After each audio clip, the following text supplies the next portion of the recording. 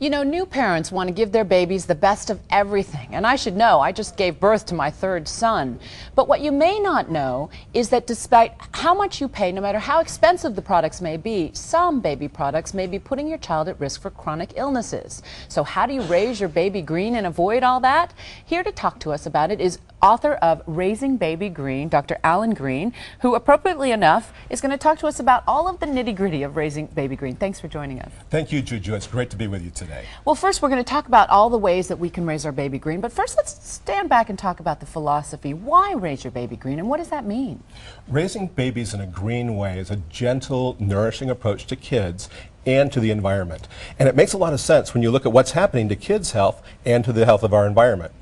All of the chronic illnesses that are rapidly rising in the United States today, things like allergies and asthma and ADHD, hypertension, diabetes, all these things that are on the rise for environmental reasons.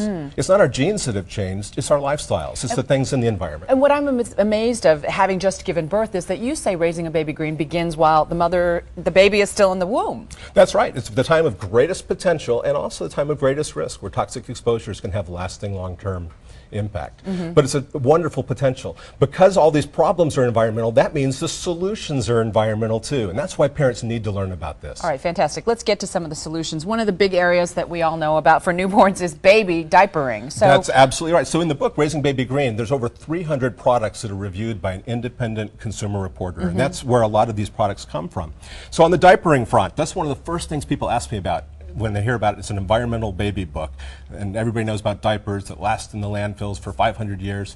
Well, it turns out that the Environmental Association in Europe did the biggest study trying to figure out what it is in diapers that makes the biggest environmental impact. And for disposable diapers like these over here, the biggest impact isn't the 500 years in the landfill, it's all the chlorine and the cutting down of the trees that's used to manufacture them. Interesting. So if you're going to use a disposable diaper, choose one that's chlorine-free and that's sustainably harvested. Do you get these online or is it difficult? You can get these. Because I've never seen these in the store. You can find this type, this one is called 7th generation, and you can find it in places like a Whole Foods store. Interesting, okay. And what are these fuzzy buns? They look adorable. And these are some of the softest diapers you'll ever find. This is the new breed of cloth diapers that are environmentally sound and you're not leaving anything in a landfill. What about the argument, though, that the chemicals used to cleanse and wash a diaper is actually worse long run? Well, that can be the case. So what turns out is if you're going to use a cloth diaper like either these Fuzzy Buns or the Bum Genius, the key issue is how you wash them. Right. So you want chemical-free laundry detergent, and you want an Energy Star washer and dryer so that you're doing that in a responsible way. Okay, fantastic. So these are the same? Same? This is a hybrid. It's kind of cool, called G diapers, and it comes with an outside cloth that is... That's adorable. Isn't that cute? Yeah. It's cute and soft, but the inside is this removable inset that is soft and it's plastic-free, and so you can just throw it away. Oh, right. Or you can even compost it in the backyard, or you can flush it down a toilet. It's the ultimate disposable diaper. Genius. So there's also cleaners for the baby's bottom, it looks like. That's right, and for the diaper itself. The new cloth diapers are so much easier to use than a generation ago. This one has, this is a diaper sprayer, so if you're using one of those new Bum Genius diapers or one of the snapping diapers, you hook it up next to the toilet and you clean it out really quickly and easily, so your laundry is much easier later. It looks like a diaper bidet. More or less what it is. And this is for actually cleaning the baby's bottom, right. Interesting. So it doesn't use harsh chemicals. And this one helps get rid of odors. Fantastic. And then we have cleaning products, which not only has an impact on the baby, but on the rest of your family as well. That's right. Cleaning products in general, people don't think about quite enough. We've grown up with a lot of these high-powered things that have to have labels on them, like danger or hazard or caution, that kind of thing. Right. And you don't want that. That's why we have to baby-proof things under the sink. Right. Now there's good alternatives that are out there that are safe and non-toxic. But the argument is, do they really clean if they don't have all those toxins? Well, there's some new ones now that clean really, really well. And the problem with the other kind is even if they're used safely and you keep them locked up, the fumes from them can lead to things like asthma in kids. So you want things that are good for your family, and when they go down the drain, they're good for the environment. You mentioned fumes, and I just repainted my nursery. And I was reading your book, and I thought you mentioned that there's a non-VOC paint. What does that mean? So VOC stands for volatile organic compounds, and that's not organic like organic food. It just means it's the fumes from basically petroleum-based products that those solvents can cause asthma and respiratory illnesses and and even have neurological effects. So you can get non-VOC paints and non-VOC cleaning products. Here's some here by 7th Generation, a laundry detergent and a household cleaner that works very well. Those are good, yeah. Yeah, we were talking before about the Shackley products that are really great for cleaning too. Those are great in the house. And we also have clothing. Yes. What we wrap our green baby in. What we wrap the green baby in makes a big difference. These are made from organic cotton. These ones are from a company called Under the Canopy. And organic cotton is not only grown without the toxic pesticides, and cotton growth is one of the biggest use of pesticides in the world. Oh, is that right? But also then they're finished without a lot of the harsh chemicals that could otherwise be right next to the baby's skin. And there's a lot been made about the idea of organic food. How do we raise our children to eat organically? And what does that mean, really? Well, organic food is food that's grown without the use of toxic synthetic pesticides or synthetic hormones, antibiotics, things like that.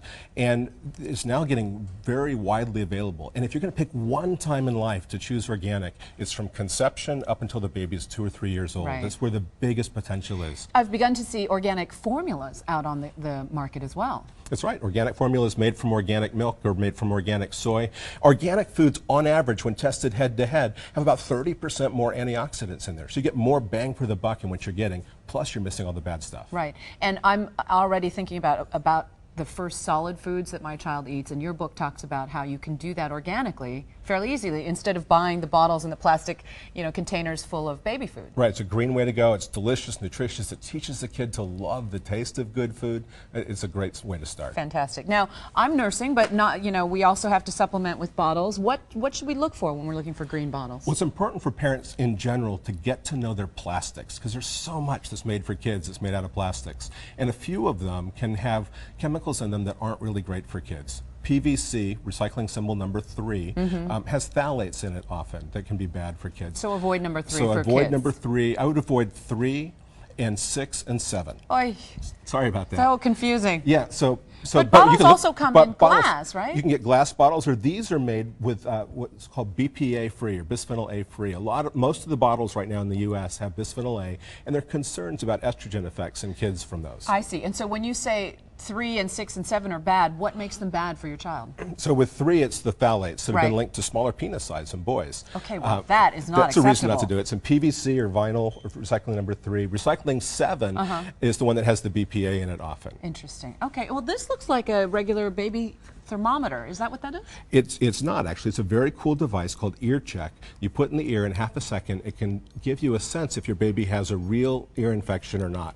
Works very quickly, very accurately. Interesting. And reduce antibiotics. Going back to the bottles for a second, Yeah. you say in your book that nursing is a green alternative. Nursing is the greenest alternative. If you're going to make one green choice every time you nurse, you're helping your baby and helping the environment. Right. Because if you think about the formula, you have to have the whole factory that's making the formula, all the energy, the pollution, the packaging, ingredients, like 20 ingredients shipped from all over the world to get there, and then you ship the formula, truck it someplace, and you have more fuel and more pollution from that. That's a lot of impact. And every time you nurse, talk about eating local. I mean, it's right there. That's about as local as you can get. And the impact on mom is she burns 300 calories a day if she's nursing. It's the that's same good. as running 2 or 3 miles.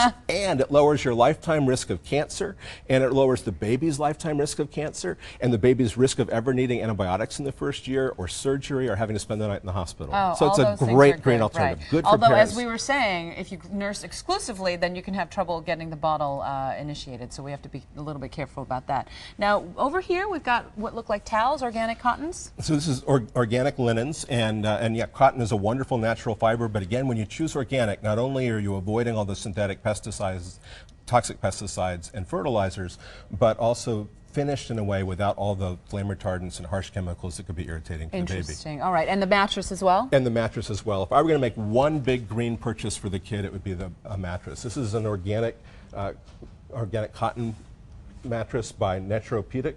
And it is, the typical mattresses have polyurethane foam, which is basically solid petroleum inside. Oh, that doesn't And it's sound good. off-gassing all of that. And the baby's face is right next to the mattress. Oh, right. And then It's off-gassing? What does that mean? That means the petroleum fumes keep coming out. You can smell it, the new mattress smell. You put it up close. right. And then because it's super flammable, they have to use all these chemical flame retardants in there. And then the outside is often made of PVC, the vinyl that has the phthalates in it. It has that sort of harsh, plasticky feel to it. Good golly. So And what this one- makes it an this one organic is soft. mattress? It's So just organic cotton. It's organic cotton, and all the ingredients in it are, the central stuffing is organic cotton, and all of them are natural and healthful.